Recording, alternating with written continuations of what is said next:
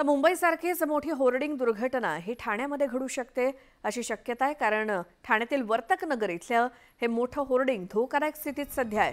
मोठ्या होर्डिंगचा वरचा डिस्प्ले झुकलेल्या अवस्थेत आहे। ठाण्यामध्ये जोरदार वाऱ्यासह पडलेल्या पावसामुळे वर्तक नगर इथलं हे मोठं होर्डिंग धोकादायक स्थितीत आहे। ठाणे मनपा प्रशासनाची अजूनही यावरती बघ्याचीच भूमिका आहे।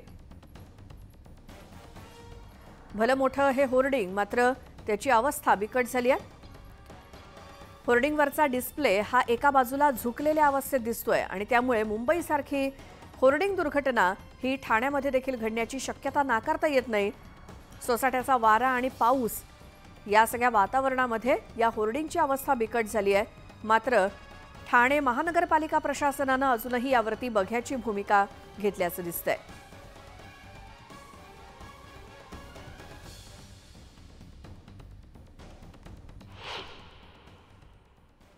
इथे कोचिंग सेंटर पण आहे, काही कोच असतात ते पण शिकवतात इकडे आणि म्हणजे सगळी खूप पोरं असतात इथे लहानपणापासून म्हणजे छोट्यांपासून ते मोठ्यांपर्यंत। सोसायटीचा अंडर टर्फ आहे का? नाही, हा प्रायव्हेट म्हणजे म्हणजे ठाणे महानगरपालिका पण त्याच्यात कंबाईन आहे।